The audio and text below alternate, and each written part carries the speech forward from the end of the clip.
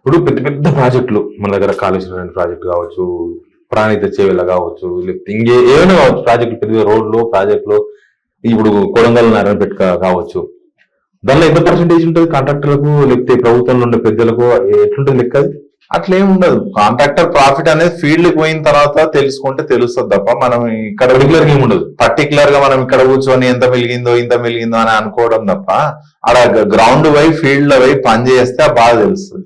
100 రూపాయలు మిలుగుతుందా, 2 రూపాయలు మిలుగుతుందా, ఆటన మిలుగుతుందా, గ్రౌండ్ లో ఫీల్డ్ లోకి పోయి చూస్తే తెలుస్తుంది. మనం ఉట్టిగానే 1 crore వర్క్ ఉంటది, 1 కోటి రూపాయలు తిన్నర ఆ వర్క్ మీద అంటుంటారు. ఉట్టిగానే జనంకి ఏముంది కానీ 1 కోటి రూపాయలు వర్క్ చేస్తే 1 కోటి రూపాయలు తిన్నర వాడు దాంట్లో పనేం చేయలేదు మా అంటే మట్టి అక్కడిక్కడ జరిపిండు 1 కోటి రూపాయలు తిన్నర్రా అంటుంటారు. అట్లా ఉండదు వాస్తవ రూపకంగా. కింద వర్క్ ఏంది, గ్రావెల్ ఎంత పోయాలి, 150 వేయాలన్నా, తర్వాత పీసీసీ వేయాలన్నా, ఇవన్నీ అన్ని రకాలు చూసి ఆ పోర్షన్ చూసి ఉంటుంది. జనానికి ఏంటంటే చాలా ఈజీ వర్క్ అనుకుంటారు కానీ చాలా పెద్ద ఎక్సర్సైజ్. కాంట్రాక్టర్ అనేటోడు చాలా ఎక్సర్సైజ్. అక్కడ ఉన్న వాళ్ళు లోకల్ వాళ్ళని మేనేజ్ చేస్తుండాలి, అధికారులను మేనేజ్ చేస్తుండాలి, ప్రజాప్రతినిధులను మేనేజ్ చేస్తుండాలి. ఇంత మేనేజ్మెంట్ ఉంటుంది దాంట్లో.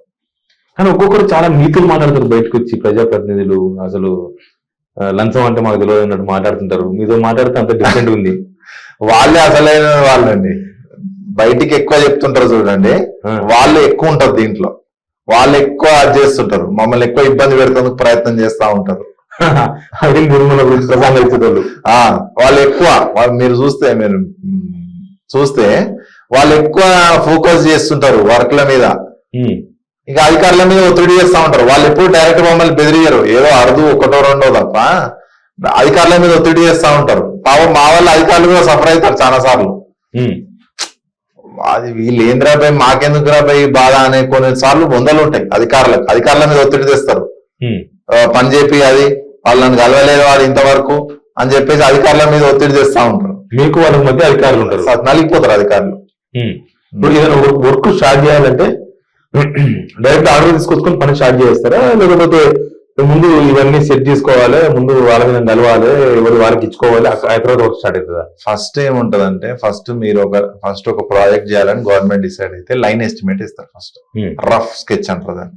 రఫ్ స్కెచ్ చేస్తారు, రఫ్ ఎస్టిమేట్ వేసి ఫైనాన్షియల్ అప్రూవల్ పంపిస్తారు. 1 కోటి రూపాయలు అవుతుందా, 10 కోట్లు అవుతుందా, 100 కోట్లు అయితే ఎన్ని కోట్లు అవుతుందో రాస్తారు. వచ్చిన తర్వాత పరిపాలన అనుమతులు వస్తాయి. అనుమతులు వచ్చిన తర్వాత డీటెయిల్డ్ ఎస్టిమేట్ వేస్తారు. అంటే ఇంకా పిన్ టు పిన్ తీసుకుంటారు, కొలతలు తీసుకొని పొడవు ఎంత, అడ్డం ఎంత, ఎంత దూరం వేయాలి, ఏం వేయాలని pin to pin detailed estimate ఇస్తారు. డీటెయిల్ ప్రాజెక్ట్ రిపోర్ట్ అని కూడా అంటారు దాన్ని.